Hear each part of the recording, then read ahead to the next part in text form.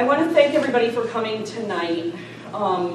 This is an occasion that we have been waiting to talk about for a while. You know, we've brought forth different programs. Lieutenant Duncan has done this before I took office. We have some of the members of our coalition that we formed that are here tonight. And we're here to inform you, we're here to learn, we're going to be here to take people's questions, their input, and anything that we can talk about, more like a round table, an informal, session that we're going to be talking. So the first thing I would like to do is, I'd like to observe a moment of silence, if people don't mind, for the people that have lost their lives to opioids. People are dying, and we've had recent overdoses, and so I'd like to observe a moment of silence, please.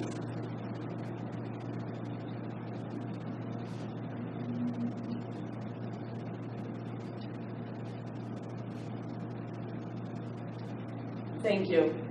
So the first thing I want to do is have Loki come in and his handler. And good evening, everybody. Thank you. If I haven't met you, I'm Sergeant Jimmy Cottis. I work for the town of Stafford Police Department as a canine handler, as you can see. A little bit of background: I was a state trooper with Lieutenant Duncan for 23 years before I retired, and got the opportunity now to have a second career in working in town. I live in town. My kids go to school here, so I have a vested interest in the quality of life in our town. Loki is a 3-year-old male black Labrador, and we acquired him from Guiding Eyes for the Blind in Salamanca, New York. He was going to be a guide dog, but he has some traits like jumping up on people and furniture that made him better suited for police work than guide work. As you can see, he has zero obedience. He is a food reward, single-purpose canine. He's a narcotics detector canine. His sole purpose is to alert to the presence of the odors of narcotics. Heroin, marijuana, cocaine, crack, methamphetamine, MDMA, steroids. So those are the basic odors he's trained to alert to. His alert is to sit, and we went to school for about 14 weeks, 6 of which were to imprint those odors that I talked about into the dog's brain.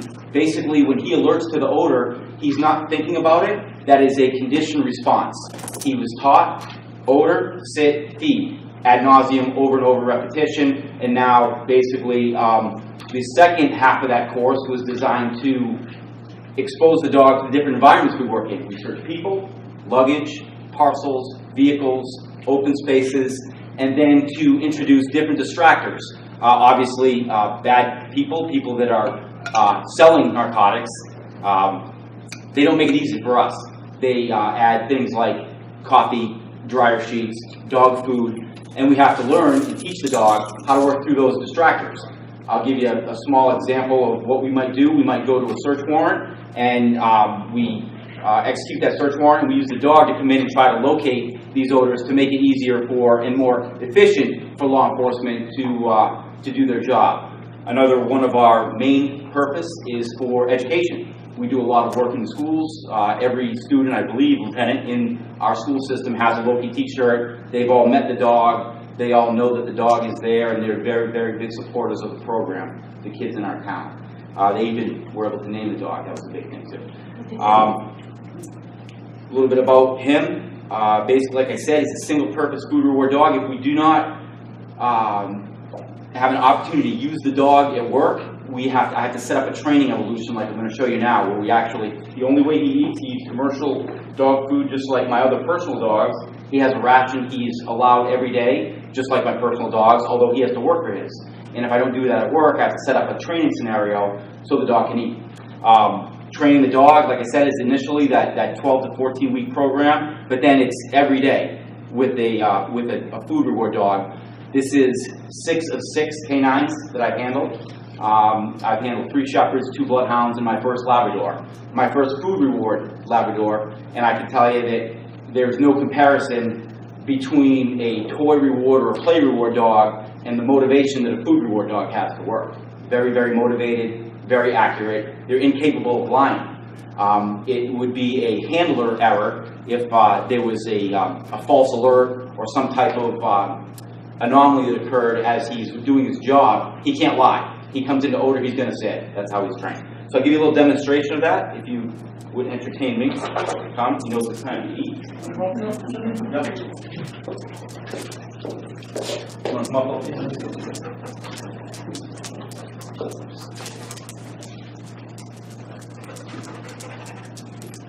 You hear the various different types of dogs, like I said. One reason that we use Labradors in this town, show me, is that Labradors can search people, where Shepherds, if they're cross-trained from patrol work, they've already gotten aggression work training into them. So there have been many, many instances where Shepherds have accidentally bit the clients that we're trying to search. Labradors don't do that. So that's one reason why we have a Labrador. In addition to its sociability, you're not going to have that type of training accident or accident that'll incur liability to the town. So people we can search. You won't get that.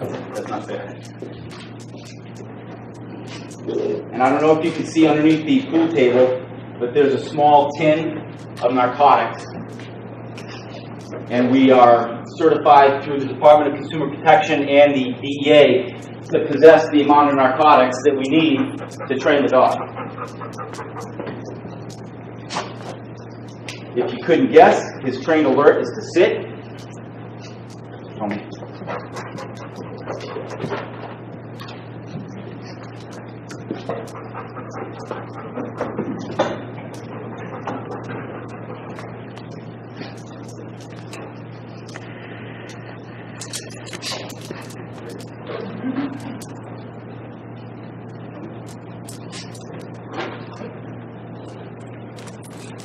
So I don't know if you can hear what I'm telling him. I'm asking him to seek.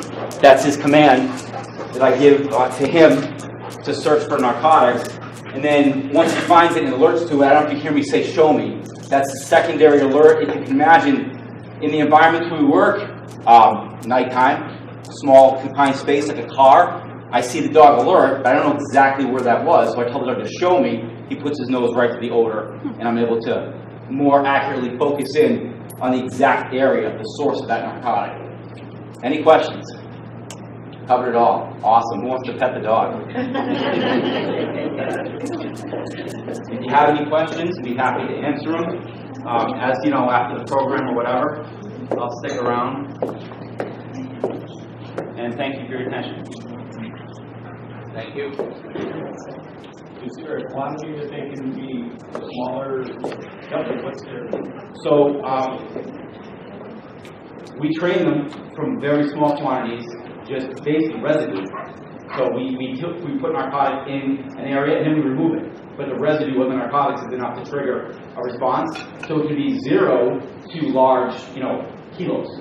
The accuracy, or the two main things that affect his accuracy, not his accuracy, but his work. Two main things: how much of it there is, right? If there's enough to trigger that, and even like I said, residue is enough, and how close we can get to it. So, if you can imagine, in a car, if the car has hides or traps in the car the narcotics is secured in plastic and wrapped in tape, and there are masking agents. If we can get close enough, and the dog can detect any minute amount of that narcotic, he will alert, and then we'll have to, it'll be incumbent upon the police to further investigate that to try to locate those items. That's very question. That's it. Sure. Thank you. Sure. The next person I want to bring up first, I feel remiss in the fact, I know most of you know me and I just always assume that people do, so I'm really sorry that I didn't introduce myself. My name is Mary Nita. I'm the first selectman in the town of Stafford. I know most of you know that, but just in case there's somebody that didn't. The next person I want to bring up is Dr. Herr. He is the Director of Emergency Room Services at Trinity Health, Johnson Memorial. I don't know the correct way of putting that. That's perfect. Come on up. Hello everybody, my name is David Herr. I'm the Chairman of Emergency Medicine at Johnson Memorial. Thank you all for coming. I'd also like to recognize Stephanie, our social worker on behavioral health floor, Art Ruff, our Director of Behavioral Health, and Dr. Rob Dudek, an orthopedic surgeon who is our President of the medical staff. So we take this problem very seriously. I've lived in the area since I was 17 years old. I live in Union. Contrary to what you may think, we have running water and electricity in Union, even though it's a very small town. My summer job was I worked as a park ranger at Bigelow Hollow for 7 years. My kids all played sports in Little League. If you go to Keeley Field, you'll see each of my 3 kids' names on the championship roster because they were horrible players, but they had great coaches and great teammates, so they did very, very well. So this is a really big problem. I trained in Boston and Worcester, worked in Hartford for 2 years before I came up here 25 years ago.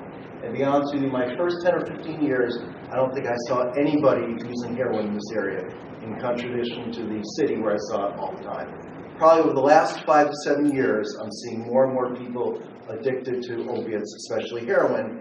And nowadays, I don't think one day goes by where I don't see somebody in for an overdose or for addiction seeking withdrawal treatment.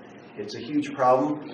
And what most people don't realize is that your survivability is a little bit less in the country because it takes longer for the ambulance to get there, but also it's more of a hidden epidemic. People in the city, people kind of know who's using drugs and who's not. The complaint I hear more often with an overdose is, we knew he had some problems, but we thought he was better. He was in the bathroom for a long time. He didn't come out. We knocked on the door, broke it down, and there's somebody in cardiac arrest. So it's kind of a hidden epidemic, and that's why it's really more of a severe problem in the country. So we're trying to work on it. One of the things we've done is make Narcan available to first responders now. Narcan is a reversal agent if somebody has an opiate overdose. The 2 problems we mainly see are overdose and people seeking withdrawal. Narcan is life-saving. We wake people up with Narcan, and a lot of them are still in denial. I had somebody we woke up that received CPR for 10 minutes. And when he woke up and I told him, you were dead for 5 or 10 minutes, we brought you back, he said, no, there's no way I overdosed. I only spent $15 in that heroin, and that's not enough to kill you. And of course, one of the problems is when people do heroin, they don't know what they're getting. And there's a lot of fentanyl in it. And most of the deaths we're seeing now are usually because of the increased amount of fentanyl in heroin. And that's the problem. When you do an illegal drug, you don't know what you're getting. So we wake people up with Narcan. The EMS people do that, we do that, and then we offer them counseling. Now, when people are addicted to opiates, and a lot of times people ask, well, how do they get addicted to opiates? A lot of times it's young kids experimenting. A lot of times people get addicted to oral prescription medicines, Percocet, Vicodin, things like that. And then it's so expensive to get it, because I heard an illegal pill costs $30 or something like that. They turn to heroin, and that prevents withdrawal.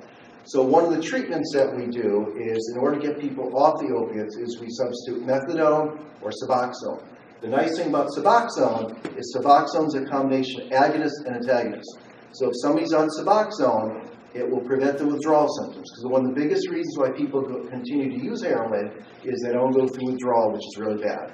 So Suboxone prevents the withdrawal symptoms, but also blocks them from getting high if they use heroin illegally again. So Suboxone is a really good drug for it, and we actually are starting to use that at Johnson now. We have a program called Medication-Assisted Treatment, where people come in opiate withdrawal, and then want to follow up. We can actually start them with Suboxone in the ED, and that will prevent them from going home and using again.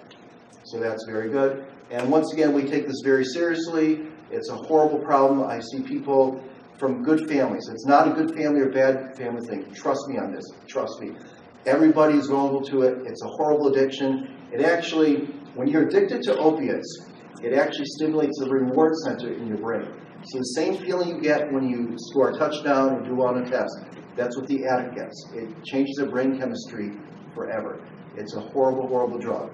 And in the medical community, we own some responsibility for this, because in our pursuit of making patients happy, we probably gave out too many opiate prescriptions in the past. So one of the things we're trying to do now is really trying to use alternative to opiates like Motrin and Tylenol. They actually have done studies that if you combine 400 milligrams of Motrin with 600 of Tylenol, that's pretty much equal to the pain-fighting ability of Percocet. And most people don't know that. We're also using other substitutes like drugs like gabapentin and Lyrica that fight nerve pain.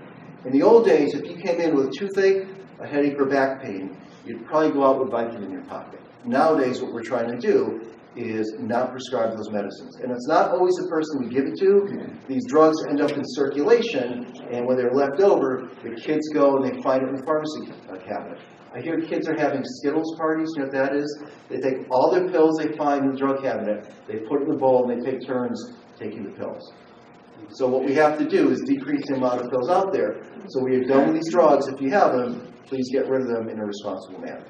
So, I'll be around for questions. Thank you. Okay. Thank you very much. Did you have, he has a question first. Yeah, I had a question. So, one, I had read about the hospital in New Jersey that actually was really working hard not to prescribe opioids, and they were able to prescribe 58% fewer opioids.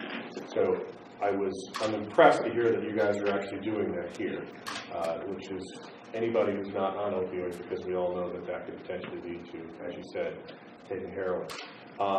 But the question I had was with the Suboxone. If someone starts taking that to get off of opioids or heroin, is that something that can take long term, or can they? That is an excellent question. I'm an emergency medicine doctor, so this is only part of what I do. With some people, they try to wean it, but with some people that have such addictive personality, they're actually on these drugs for the rest of their life. And it's funny, we saw a drug, Chasing the Dragon, the movie that Lieutenant Duncan and I and First Lieutenant Mita showed at Stafford High School. And there were probably 7 or 8 kids that told about their stories. They all used drugs and then were clean and helped make the movie. Every single one of those kids went back to using heroin again. So that's a problem. It's such a horrible problem that even though people can get clean, a huge majority end up going back on it. So it's possible to wean some people. Once again, not being an addiction specialist, I'm not the one that says you only need it for a short time and you need it for a long time, but there's some people that have to be on it for the rest of their life. That's how bad this addiction is. Thank you. The Suboxone treatment that you have at the hospital, is it just for the purposes of getting somebody stable and reintroduced to the community? Can they continue at Johnson's to get Suboxone treatment? Or is we're just phasing this in this month, to be honest with you. Up to now, what happened, if you came in opiate withdrawal, we give you medicines to make the symptoms milder. We give you some Tylenol, some Compazine for nausea, something called clonidine, which is centrally acting antisympatholytic that decreases your adrenergic outflow. And we give some Ativan to kind of calm you down a little bit. Suboxone is a much better drug because it really replaces the heroin. So you're saying, is it something to medically stabilize them? What we try and do, the purpose of the plan, is to work with the regional detox centers to actually bring the patient from the ER and bring them to the rehab centers. And actually, we have something called CCAR coaches, which stands for the Connecticut Council for Addiction Recovery, something like that. And just this week, we learned that they're going to come to Johnson. So what happens is when these people come in withdrawal, we call these CCAR coaches. They're usually former addicts themselves. Anytime, day or night, they'll come to the ER, meet with the patient, we'll give them Suboxone, calm them down a little bit, and they will physically drive them to the detox center and actually follow up with them after the initial. Because, in the past, in the ER, we only take care of people in the ER. Because the CCAR coaches, which we're just getting now, they'll be able to follow people through as an outpatient, and they say they get addiction coach for life. So that's a huge breakthrough. Now, once again, we're just phasing this program in right now, so we're going to be educating staff over the next month. So we actually probably start doing this probably in about 3 or 4 weeks if everything goes well. And the CCAR coaches, I don't know when they're going to begin. So all this is very recently happening, but it's a wonderful step forward. It really is. Does the health insurance cover this, or what happens to people who don't have health insurance? Well, now that's a good question, okay? Because when people first come in the ER, we treat everybody the same, whether they have insurance or not. I honestly don't know. When it comes to behavioral health, that is a problem, because if you have no insurance whatsoever, then I can admit you to the hospital and everything's taken care of. For behavioral health, for some sorts of complaints, they have to be pre-approved by insurance companies. So where they go actually is determined. However, I know with alcohol abuse, there are places that take people without insurance at all. So it determines where you follow up, but we're usually able to get everybody good follow-up. So it's not usually a limiting factor. It's a source of concern, but it usually does not prohibit them from getting good care. I don't know, did that answer your question? It is a factor, though. So people, somebody who does not have insurance can't go through this program. Well, they'd be continually, Art, do you know the question of that? Who's going to take them if they don't have insurance? Well, yes and no. So, from our facilities going to outpatient facilities, it's hard to speak for all of them. There is a lot of, definitely know more about that. Yeah, all agencies do sliding fees. So we refer patients and we try to work. Some CHR has grants as well. So.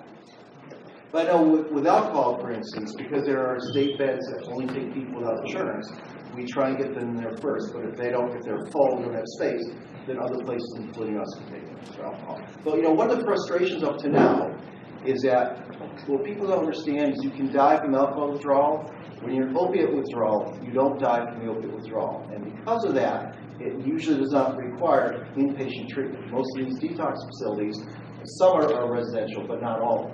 So I can actually admit alcohol detox to inpatient much more easily than opiate detox. The way you die from opiate detox is not from the detox, but if you go out and use it again. And that next overdose could be fatal. Where are the nearest detox centers to Stafford right now? CHR? CHR and they have Suboxone, and River East in Vernon has a Suboxone program. Any other questions? Can you explain if there's a correlation between clinical depression and opiate dependence? Because I know a lot of people who have been clinically depressed using opiates. I wouldn't be surprised if there is. And I know there's correlations with other substance abuse as well. If you abuse prescription opiates, you're 40 times more likely to use heroin. If you smoke marijuana, you're 3 times more likely to use heroin. So I know there's correlation with other forms of behavioral health illness. Whether it's depression, I don't know, I would not be surprised at all.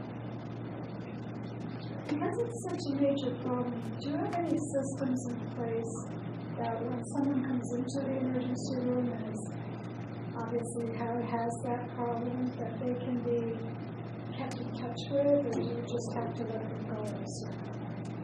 Is there tracking so that, these people are in danger of dying. So yes. It would seem to me it'd be nice if, and I know with the HIPAA laws it has to be almost impossible, but it would be nice if they could be tracked and kept track of and tried.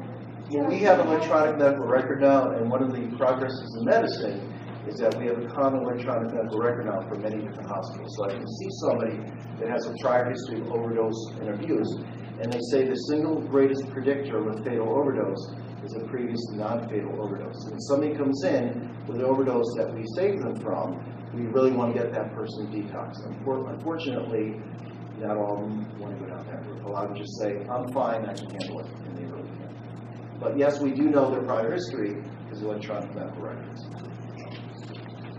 Yes, sir. You mentioned the combination of ibuprofen and acetaminophen having the same effect as Percodan. My wife just went through double knee replacement surgery, both knees at the same time. She was given a prescription for OxyContin. She got through the whole thing with what you just said with the ibuprofen and acetaminophen. And I'm the co-chair of the Connecticut Hospital Association PD Directors Group. This is something that I've addressed statewide. And we have the opiate prescribing guidelines now, which basically say we don't want to use these drugs like we used to. We don't want to put people with chronic pain on opiates if we can avoid it because it's much better drugs. But I'll tell you, it's so interesting because when I go to forums like this, everybody says, don't give out the drugs, don't give out the drugs. And every shift I work, and I'm working 11 o'clock tonight to 7 a.m. in the morning, I'll have at least 3 patients that come in with, doctor, I have this hip pain, I've had it for 6 months, nothing works, and I'll tell them what to take. That doesn't work, that doesn't work. No, the only thing that works is Vicodin. And I'll have to spend 20 minutes with them telling them why I really want to help you. This is not in your best interest. And this is why we got the problem up to now. But just to let you know that we get it now, and we're trying to change our behavior. But one of the things we have to do is sort of lower expectations. I think part of the problem we've had is people expect to have no pain in their life at all. And we try to help them because we want to make people happy. When I see somebody with back pain now, I say, you know what? Back pain really stinks. you're going to have some pain. I give you some muscle relaxants and Motrin, things like that. And it's going to help a little bit. A lidocaine patch is another alternative. But back pain really stinks. You're going to have a little bit of pain for a while. So I think the expectation that we're going to go through our life with no pain is unrealistic, and I think we have to face that. Thank you, Dr. Herb. And I think a lot of what the last few questions will lead right into what Lieutenant Duncan can talk to you all on. So, Tom Duncan. I've been lieutenant here in town. I've been in town since 2004, so I have a very good grasp on what's going on in town. Does anybody have this sheet of paper? What this paper said, this came out yesterday. This is hot off the press. It's very, very concerning to me. What it says is, we have 13 people died in Stafford. We added the population to the right-hand side of it. When you do a population ratio, we have a bigger issue than most of the towns on this list. So, for those who think we don't have a problem in town, we have a big problem in town. And I would also say, this list says we have 13 people who died of opiates in Stafford. I'm here to tell you, we have over 20 people, 20 Stafford residents that have died since 2012. Because within a month ago, we had a mother of a 5-year-old, 6-year-old boy went to East Hartford, and that's when she died of a heroin overdose. We had a 19-year-old girl went in the summers, and she died in the summers. We had a 25-year-old went to Vernon, and he died in Vernon. I could go on and on and on about the problem we have in town. Does anybody have that list, the article from the Cape Cod? We got kind of them out there. Yeah, that's what we have. If anybody wants this article, call me and I'll see you home and we'll email it to you. I'll get you a copy of it. This Cape Cod had a major problem with opiates. Gloucester, Mass came up with a new program that they were telling people if you're high on opiates, we want to arrest you, come to us for help. Well, a county at the Cape, they took it a step farther. What they're doing is, when a person overdoses, they get him on the HIPAA law somehow. The following day, they go to the person's house with a mental health worker, and they try to get the people into rehab the following day. This is a very, very good article.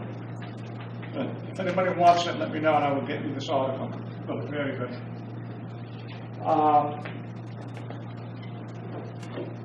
Any questions on this?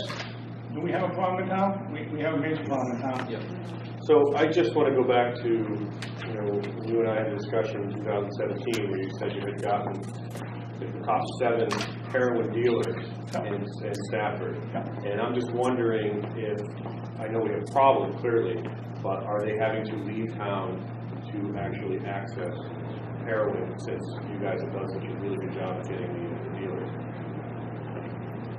Most of the heroin is purchased outside of Stafford. With that said, about 3 months ago, we arrested a person on Old Springfield Road who was making fentanyl pills. We have dealers, let me talk about that for a second. He was making fentanyl pills in his home. His home was condemned from the residue of the fentanyl. It was going to cost $30,000 to clean it. The last I heard, the homeowners could check with the fire department to burn the house down. That is how potent fentanyl is. But we still have people who come to Stafford from the inner cities, and they sell to people in Stafford.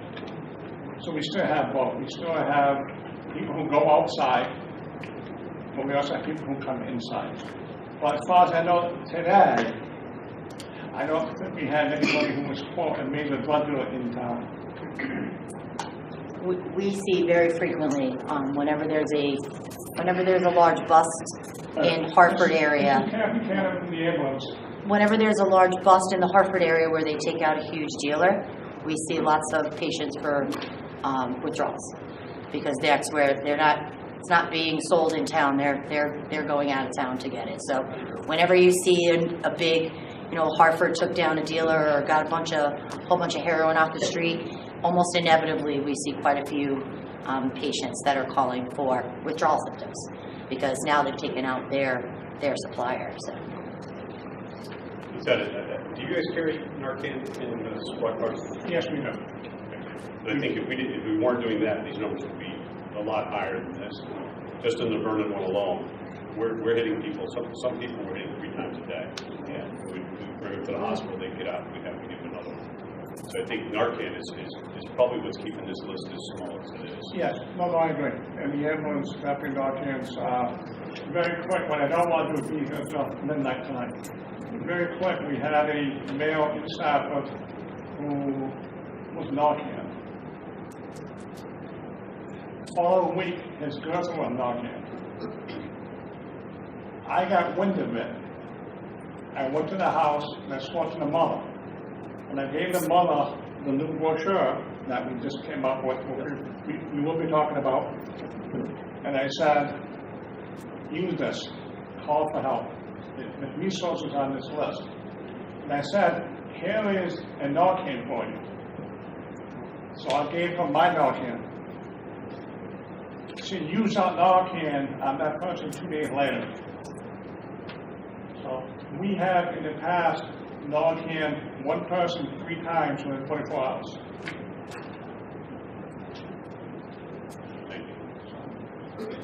That's why when we're talking about prevention, that's why I don't even know how you would prevent this, but we decided in the town that we partnered with a number of people. I don't want to forget anybody. We partnered with the public school system. We've partnered with Johnson Hospital Trinity Health. The Rotary Club, the Lions Club, TTM, and these are all things Lieutenant Duncan knows about. They've been done in the past. Asplin tree experts, Erase. And we've done it to try to address, at least to get something going in the talk of opioids. Lieutenant Duncan had started doing things a couple of years ago, and he can talk about that. When I got into office, it's been getting worse and worse, and when he's talking to me, I get the calls also, and I get informed of these residents that overdose. And I just said, it's just not enough.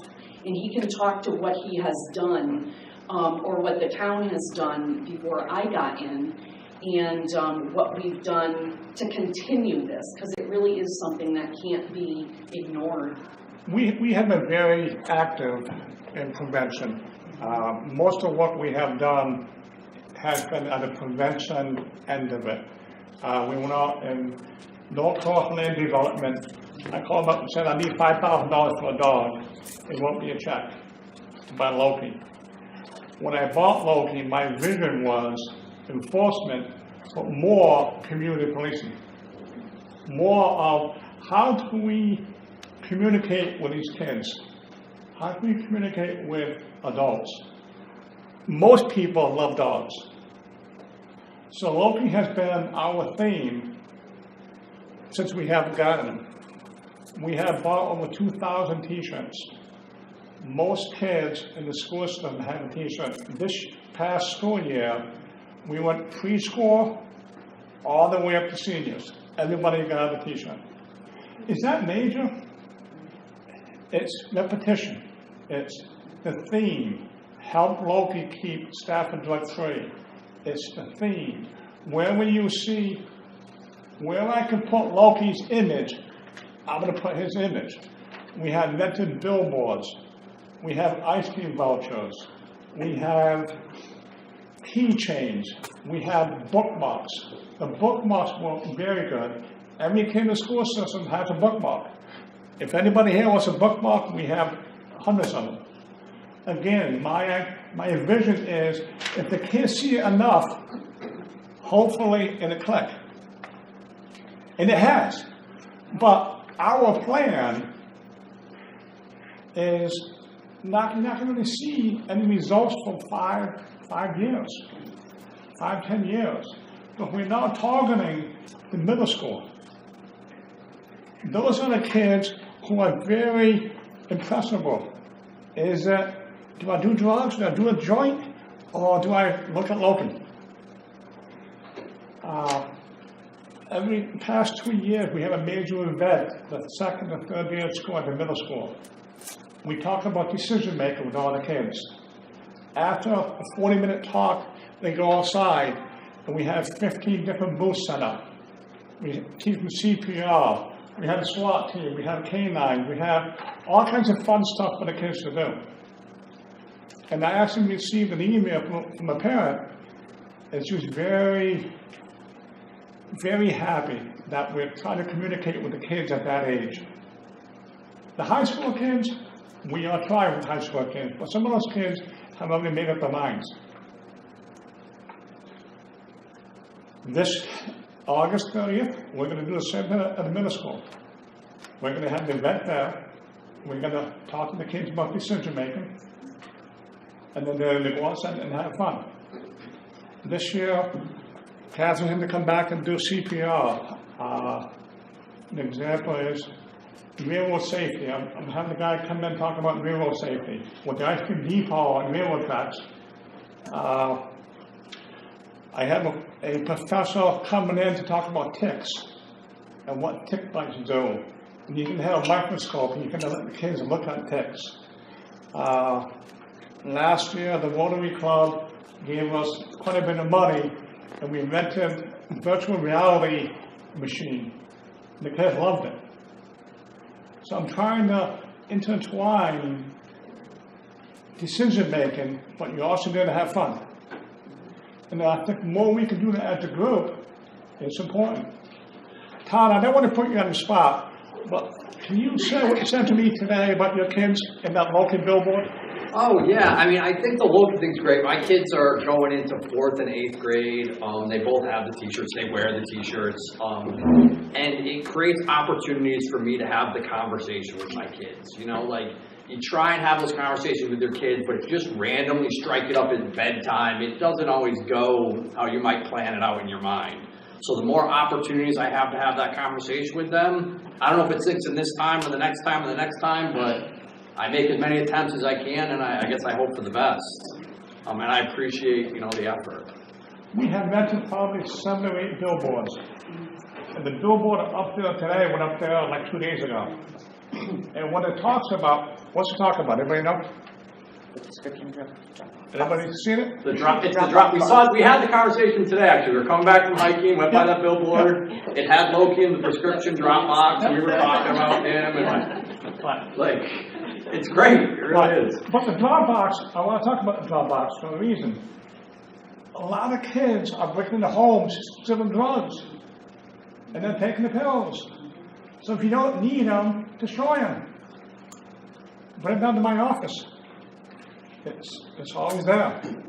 The purple bags in the back. Anybody take a purple bag? Oh, can you lift one up?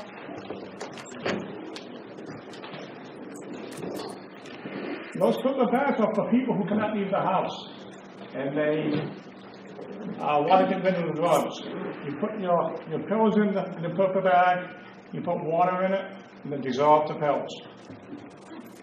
So whatever we can do to help you guys get rid of your unwanted medications, we want to do. It was amazing at one of our programs that we put on also, where people were talking about people put their houses on the market. People that are going in to look, they're going into medicine cabinets and they're taking people's prescription drugs. And so anything that you can have, I had to use one of those when my father passed away. We had a lot of pills, and fortunately, because I listened to Lieutenant Duncan, we were able to get rid of them. You just have to constantly worry about that. But the real estate agent one, that was funny. Where there's a will, there's a way when it comes to drugs. And Todd, I have to tell you, I have kids in their 20s. And every time I find out about anything, the discussion is open with them too. So it doesn't stop when your kids get older. So it's great to So start. we have been doing a lot with low-key. We have been doing a lot with prevention. We have been doing everything we can do. Mary gets on board, and Mary says to me, not enough. Not enough. What do you mean, not enough? What more can you do? Give me I'm some ideas. bossy, I'm sorry, it's not enough. Give me some ideas of what can we do? Because I'm all tapped out. I have no more ideas for prevention. That's where we came up with the coalition. We decided to put together a coalition. We have many members, different members of the community on it. We have some people from the school system, we have DCF, we have community members, we have parents.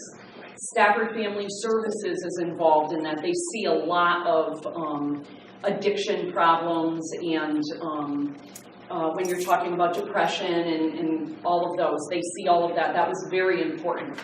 The health department has been involved. Students, clergy, pharmacists, Johnson Memorial, law enforcement. I mean, it goes on and on, drug counselors.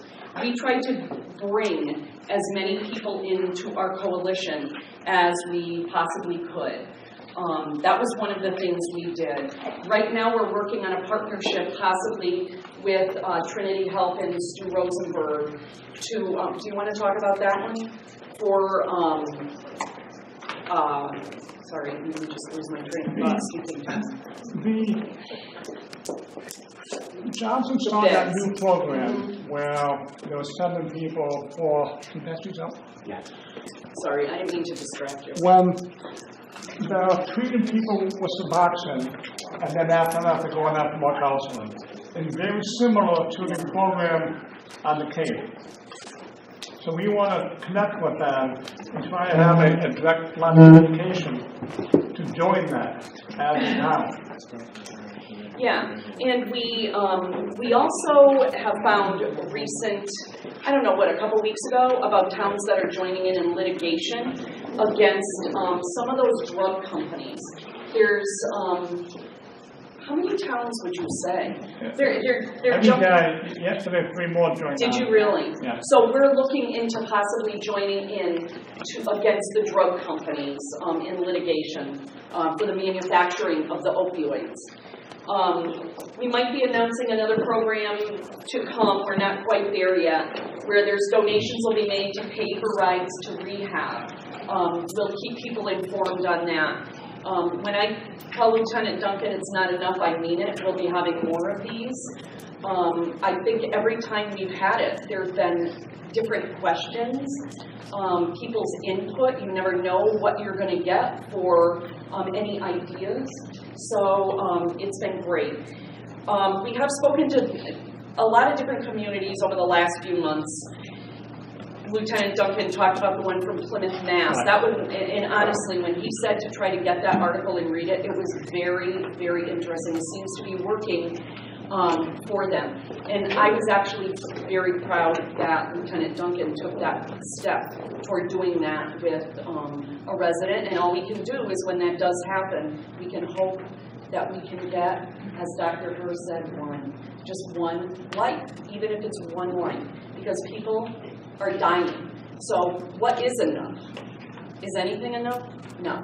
So we're going to keep doing this, keep getting the information out to people. Does anybody have any questions? Do you have anything more to add?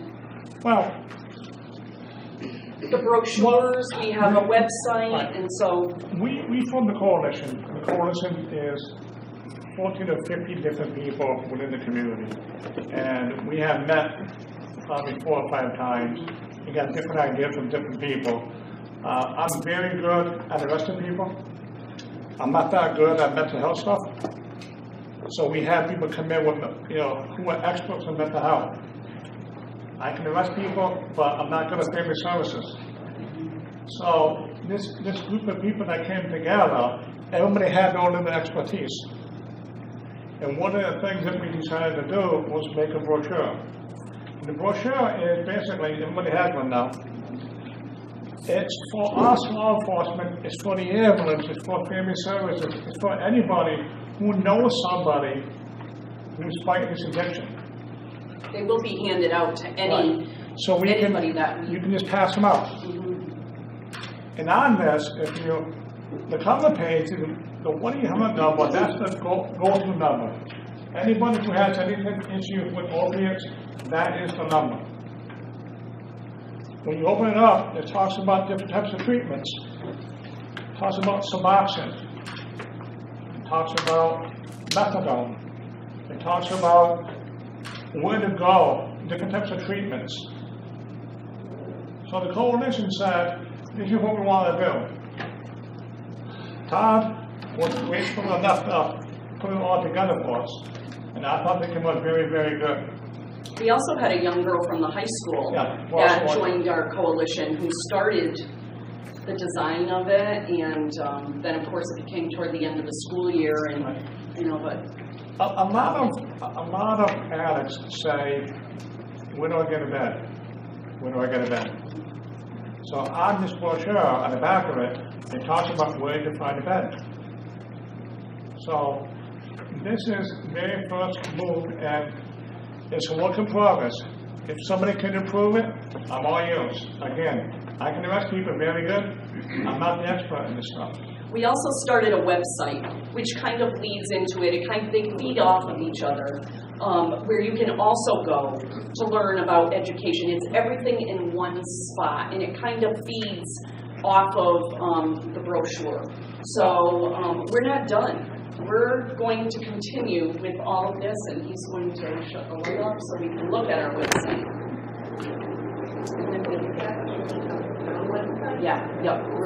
He's gonna show you.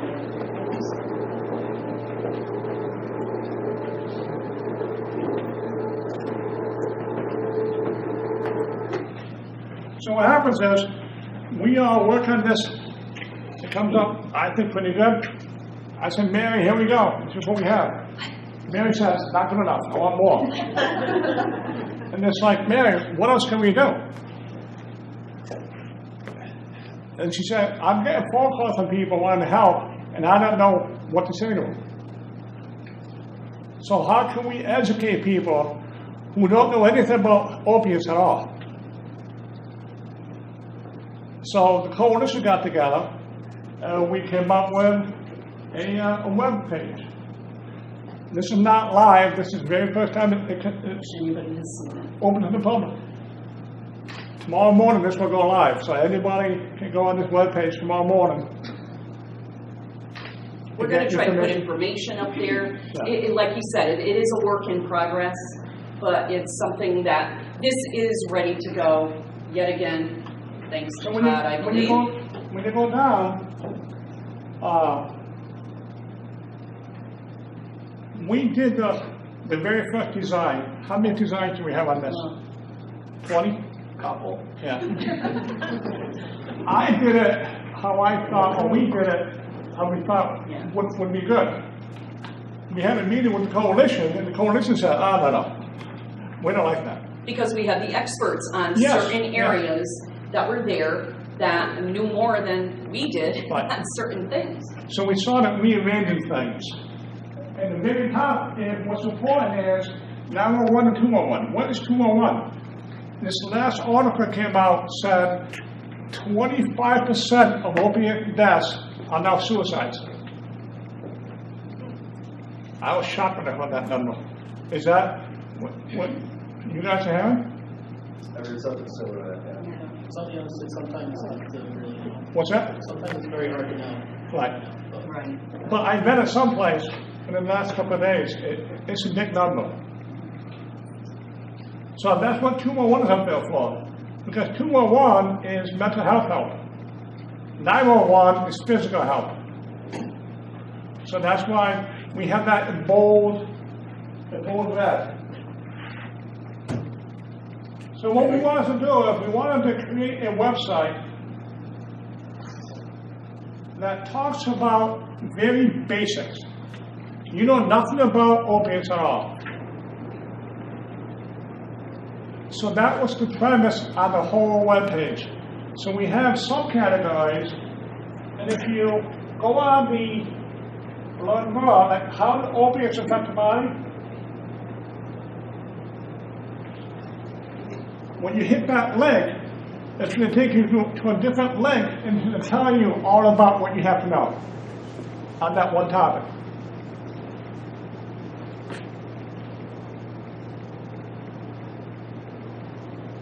When you go to heroin, you hit the link, and it talks about what heroin is. Where does it come from? You know, there's people in this community who have lived very sheltered lives. And their whole life has been sheltered, and they don't know what heroin is. And I'm happy for those people. But then, when their kid or when their family member gets hooked on it, they can go to these web pages and learn what it really is. It is really good. The information is really, really very good. When we had the Narcan training session, it was a real eye-opener for me. I had no idea, actually, what opioids were and what they did and what the Narcan was and how to use it. That training, you were there, right? It was great. I learned so much information, and you know, you don't want to think you're sheltered, you don't want to think you're ignorant, but when you get on here and you see the information, you realize there's so much more to it than you think you know. Rumors or whatever it is. The next one is signs of opiates. Now, I will tell you that most people who are doing opiates will never tell you they're doing opiates. They're in denial. They don't want to be embarrassed. They don't want to tell you. So if your kid comes home and you don't know what opiates are, you can go on a webpage and it tells you what to look for. Dr. Herr, what's your comment on opiate users? They're always in the bathroom. That's right. And why are they in the bathroom? Because they're shooting up in the bathroom.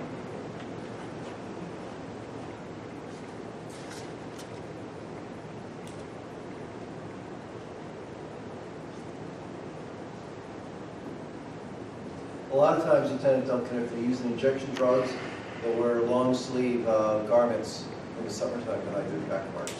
It's another tip off. And while he's trying to go back on that, there's going to be a lot of information on there for Again, I arrest people on my computer. See, Todd, we knew you came for a reason. But there's going to be a lot of information, and like I said, once we have more information, if we have anything else to put up, that's what we're going to do. And if I find more that I want Lieutenant Duncan to do, we're going to be doing that too. When you go through the whole page, it talks about different things, different topics.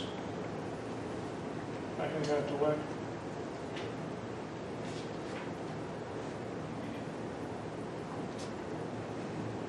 And well, one of the difficult parts of dealing with anybody and parenting is communication skills. All of us do not know how to communicate when we get mad. We lose our temper. Family checkup is very good because what it does is it tells you how to talk to somebody using opiates.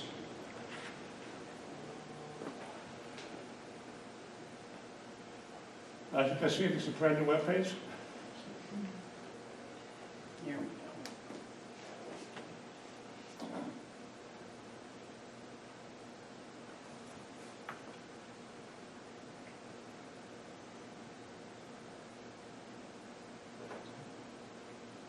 And when we talk about the kids and prevention and communication and talking to them when they're young, that's where it starts, but there are a lot of adults. So don't just think that it's kids. There are a lot of adults that are addicted.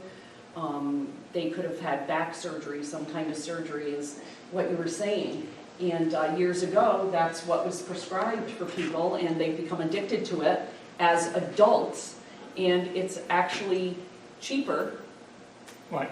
to get heroin.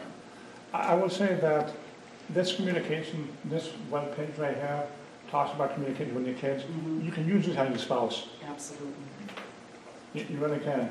If you look at the basics, have a plan. What do you want to say to your spouse? Be calm, try to look them in the face. So you can use this on your spouse or your kids or whoever. I think it's very good.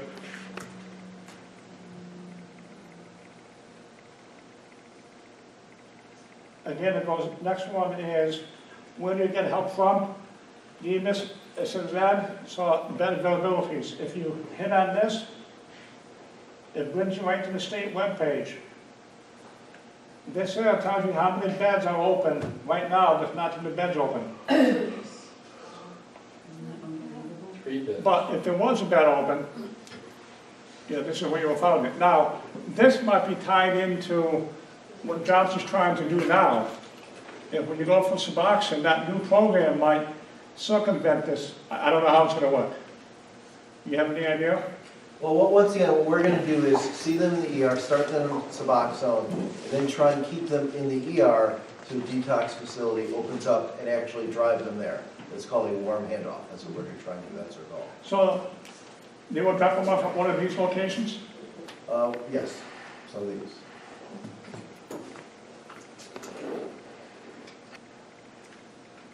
So this was we get down to the bottom, and it's just many, many different topics that you can open up to try to get help.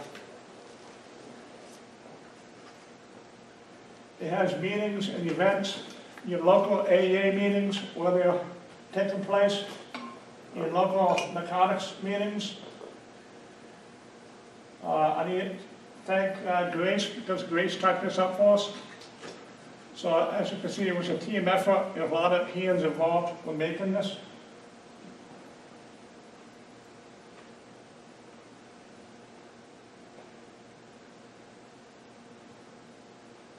As you can see, we do have a number of places in Stafford that they do meet. Is it like every night? Is there something somewhere, Grace? Do you know? Well, You went through it too not in quickly. Stafford, but you can find something Every night. day, yeah, in the general Yep, area. yep. Yeah. So what happened was we met a few times talking about this webpage, and we get people's ideas. And Dr. John Champlain is on our committee. He lives here in town, and he does this for a living at St. Francis, I think. Yeah. And he talked about hope. And I'm sitting back there saying, hope? What are you talking about, hope? And he says that a lot of people want to help other people by telling other people that they can, they beat it, so other people can beat it. And at first I'm saying to myself, well, that doesn't really make a lot of sense to me, because we don't want people to try it. So why do we want to educate people that they can beat it? So I thought about it for a few days, and I said, that's a fantastic idea. So now what happens is, if anybody wants to add those stories to Hope, they can email us. Put it up there for everybody. As long as you don't put your name on it, and if you put your name on it, I'm going to take your name off of it, because I don't want any names. And I think that is a huge, huge thing that people need to see, that there is hope. When we did put, as Lieutenant Duncan said earlier, when we did Chasing the Dragon at the school, that was actually one of the things that during the day we brought it up to the high school and they saw it. And I was amazed because the kids were so good. They were mesmerized by the movie, but some of their things were, all of those kids went back in. And I think one of the feedbacks is, you need to see hope. Everybody needs to see that in their life. So this here is from a kid here in town. The other two were from people in town also, but this one here was from a boy in town. And I'm gonna let you read it just to give you an idea of what we're looking for.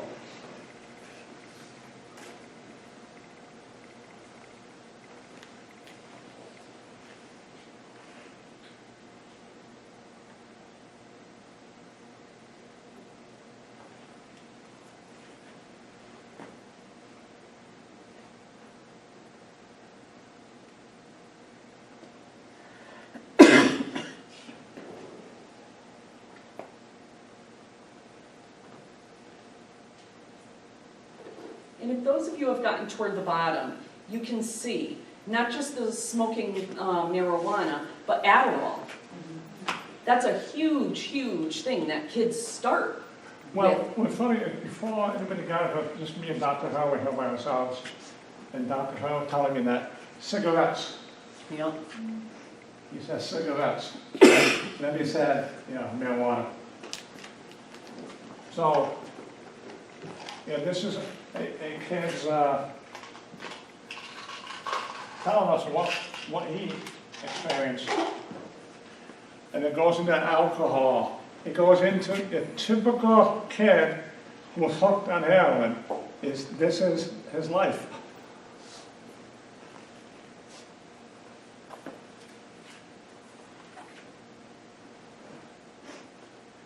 I also believe that drug outreaches to the community can be very vital. His words. And that is what we are trying to do.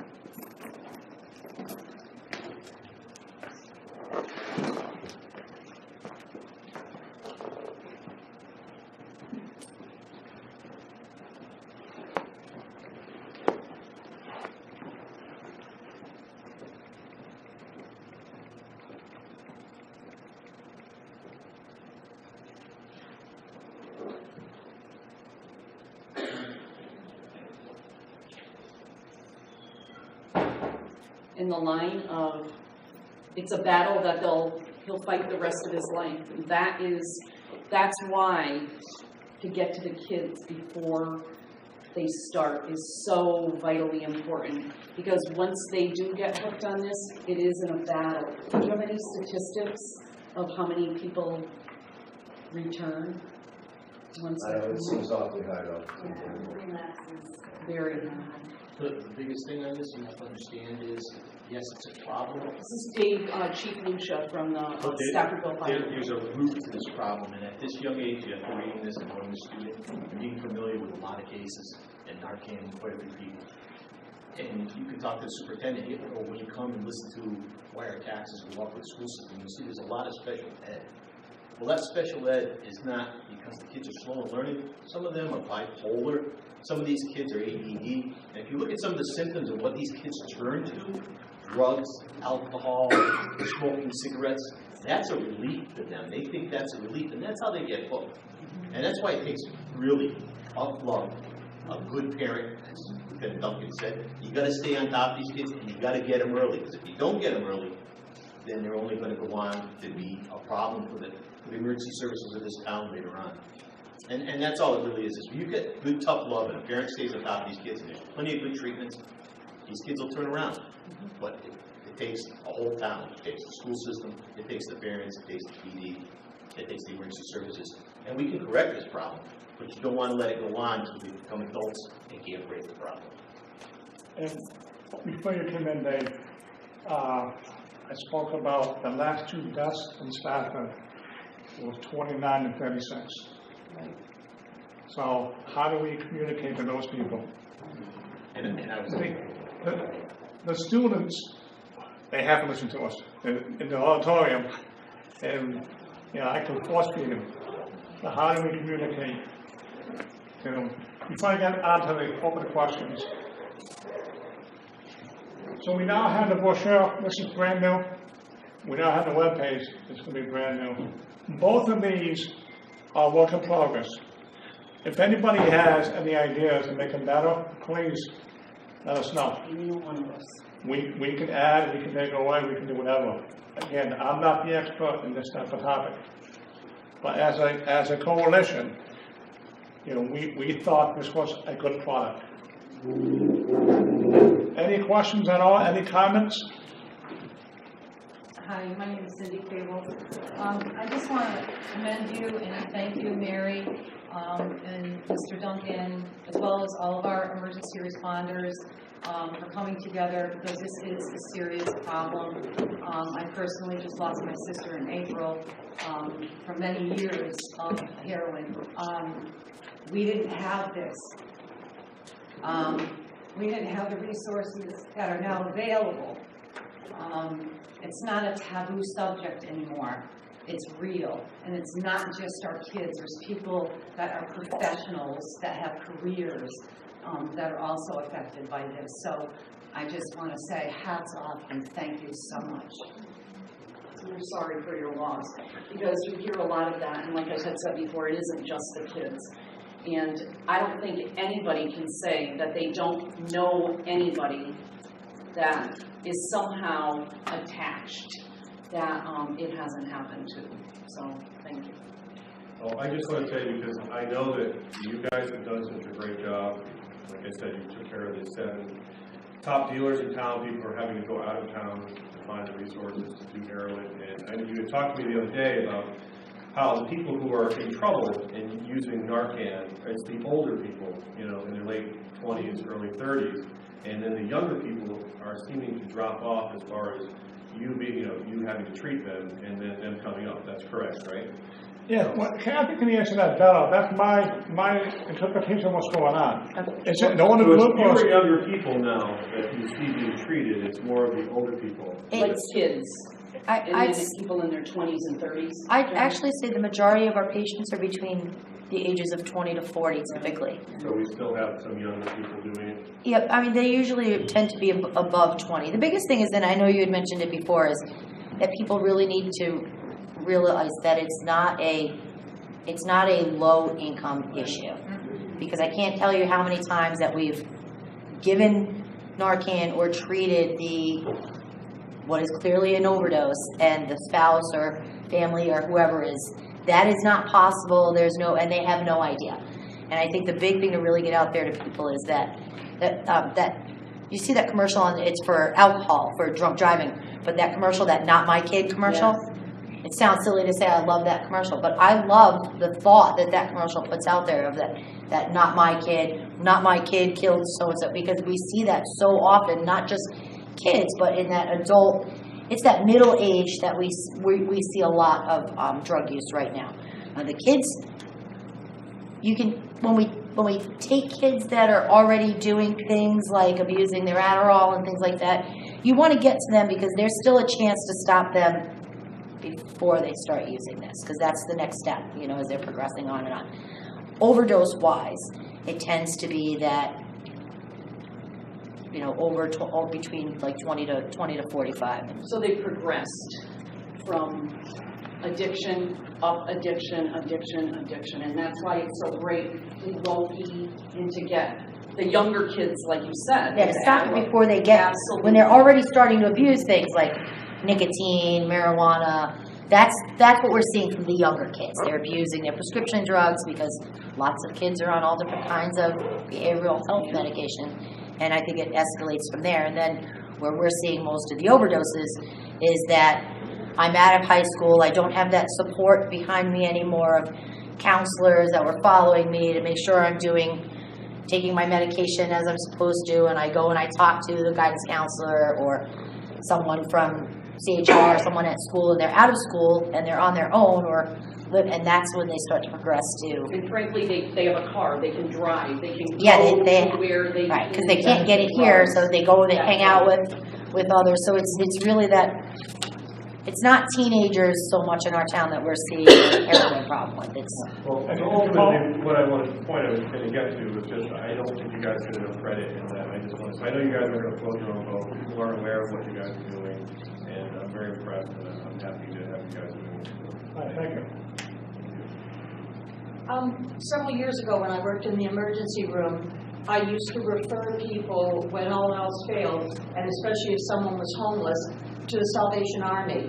And I know they had a great alcohol program there, and the people have to commit to staying in the building for so long, and then they get a job and they're allowed to work, and eventually they get out and they're driving the trucks. But I haven't checked, I don't know whether they have any programs for opiate dependence. I think that they do both drug and alcohol. Sometimes it's a tough sell to get because they're in Hartford. Right. So They'll come out and pick the person. I've tried to refer people and they're like, I don't want to go to Hartford. But yeah, they do have a facility in Hartford, and they do have, it's intensive, it's live-in, and they have somebody working with them to try to find housing and try to find jobs. So, yeah, the whole is very all-encompassing what they do. It says that Narcan is available at the local pharmacies. Yes. Do you need a prescription for that? No, you do not. You can just go buy it. You can just go buy it, yeah. Is there training on it? Yes. Usually, the pharmacies where the pharmacist prescribes Narcan, they will give you similar to the training that we did here as a group. They train you on how to use it, when you should be using it, how to administer it, and then it is covered by some insurances, not all, so some you do have to pay out of pocket. But I think there's two pharmacies, Big Y, and all three, that you can get it. If anybody needs Narcan, call me. Because we have 3 Narcan back in February, and we were able to keep a few on the site. So if anybody needs 3 Narcan, I have it. If you have health insurance, if I haven't used health insurance, then take the stuff that I have. Any other questions? Are there any plans to have a dispensary in Stafford? Or Narcan? For Suboxone and methadone? Well, I think Johnson Memorial is going to be. Well, we're initiating the first and second dose, but we're not a Suboxone treatment center. So we'll initiate, but then our plan is to get people appointments and follow up in other places. There's a new doctor in Mansfield who is now doing Suboxone on a regular basis. Winnebago, I think, has a methadone, and I know Hartford has a methadone. See, one of the problems with Suboxone, and you need a special medical license for it. It's called an X-Link license. You have to take a course, you have to apply for it. So not every doctor can prescribe Suboxone.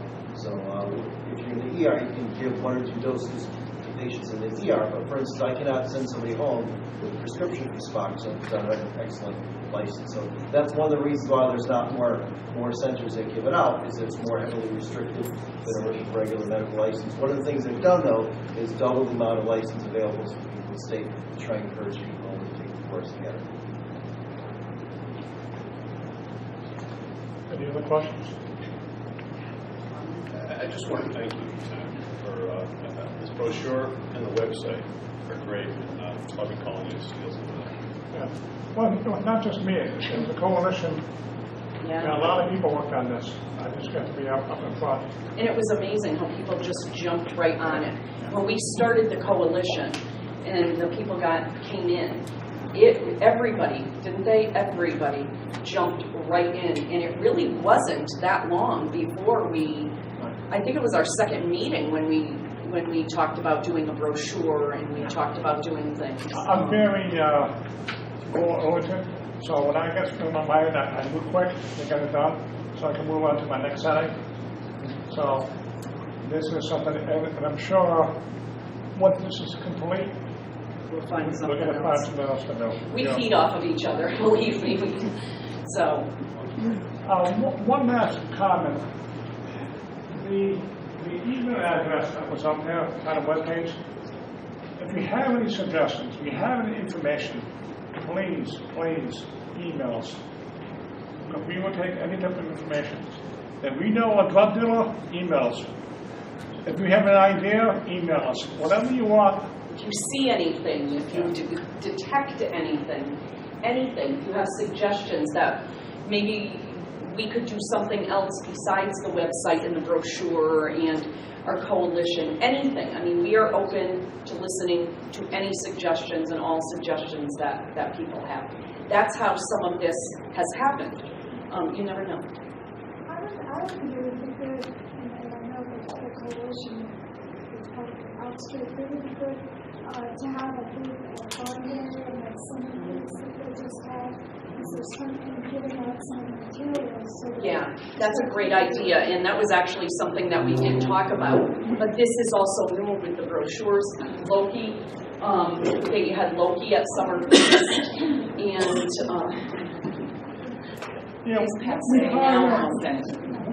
try to, some of the events, not all of them, we try to be at it with Loki, we try to give out t-shirts.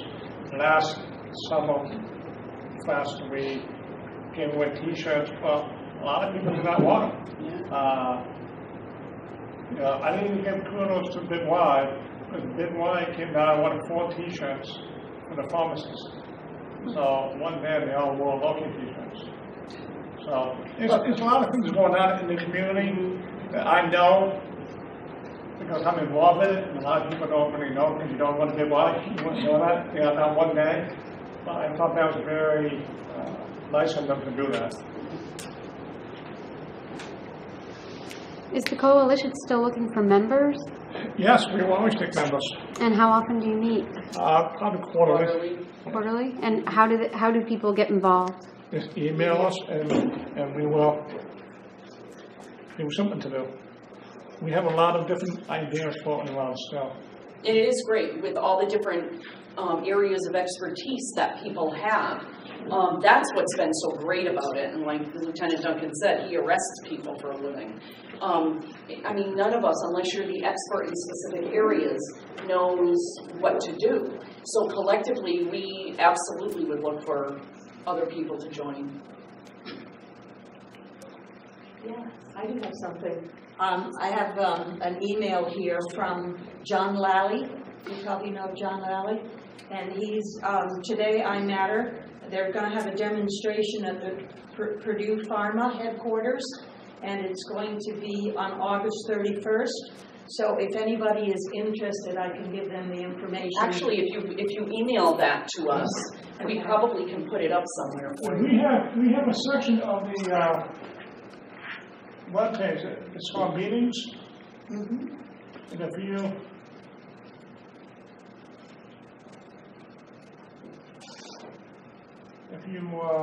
meetings and events. So if anybody knows of anything coming up, you can email us and we can definitely add it to the list. Thank you. Any other questions, comments, ideas, concerns? Thank you for coming. Thank you, everybody, for coming. And if somebody doesn't have a t-shirt, grab one. It was really funny, fast forward to that, when we did the Chasing the Dragon at the school, all the high school kids grabbed those t-shirts this time. Yes, they loved it. Thank you, everybody.